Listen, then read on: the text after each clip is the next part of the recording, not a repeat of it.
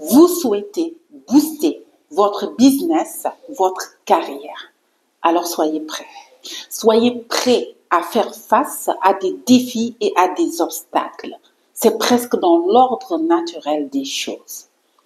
Aujourd'hui, je vais partager avec vous des conseils clés, une bonne démarche pour que vous puissiez à tout moment faire face aux défis et aux obstacles, que cela soit dans le cadre de l'évolution de votre carrière ou dans le cadre de l'évolution de votre business.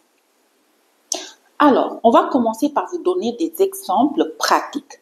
Quand on va parler de carrière, je vais vous donner l'exemple de 2 cas de défis obstacles auxquels vous pourriez faire face.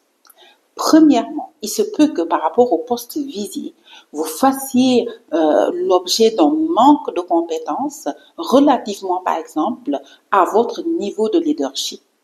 Deuxièmement, il se peut qu'il y ait toute une dynamique de concurrence, beaucoup de personnes ou plusieurs personnes qui aimeraient du coup obtenir le même poste. Quand on va aller en business, je vais vous donner 2 cas simples.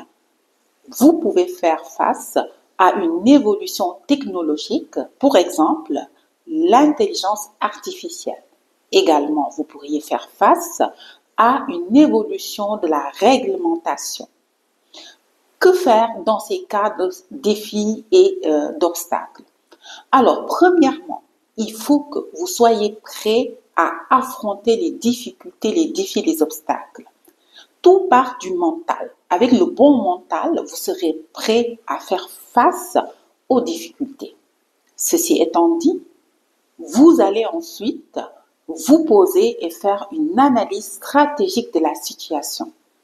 Une analyse stratégique de la situation parce qu'il faut cela pour que vous puissiez réellement déterminer les actions appropriées que vous allez mettre en œuvre pour justement faire face aux défis et aux obstacles avec succès. Donc, revenons à nos exemples. Si on cite l'exemple de la carrière et d'un manque de leadership par rapport au poste visé, tout simplement, on peut analyser et déterminer la meilleure formation appropriée pour vous pour pouvoir clôturer votre gap écart de compétences et avoir le niveau requis pour justement postuler à la fonction que vous êtes en train de rechercher. Quand on parle de la dynamique de concurrence aussi, vous allez regarder un peu quelles sont vos faiblesses, quelles sont les forces également des autres, qu'est-ce qui est demandé et vous positionner ainsi et pouvoir réussir. Et dans ça, je vais vous donner un conseil effectivement, le réseautage. Et quand je parle de réseautage, on parle de réseautage sain à partir du moment où vous avez les compétences pour pouvoir occuper la fonction visée. Quand on vient au niveau du business, par rapport aux exemples donnés, on va regarder effectivement l'intelligence artificielle, dans quelle mesure on peut l'intégrer dans notre business et être à jour et répondre aux besoins des clients, pouvoir également être positionné très bien dans la dynamique de concurrence et ne pas être dépassé tout simplement. Ensuite, quand on parle aussi de l'évolution au niveau des aspects légaux, vous avez le choix de dire que vous n'allez pas vous mettre en conformité, mais c'est un gros risque que vous allez courir. Du coup, vous allez dire oui, je vais me mettre en conformité et je vais analyser ce qu'il faut, me faire accompagner pour assurer cette mise en conformité. Donc, voici les conseils clés que je vous donne pour faire face à tout moment aux défis, aux obstacles qui ne peuvent manquer.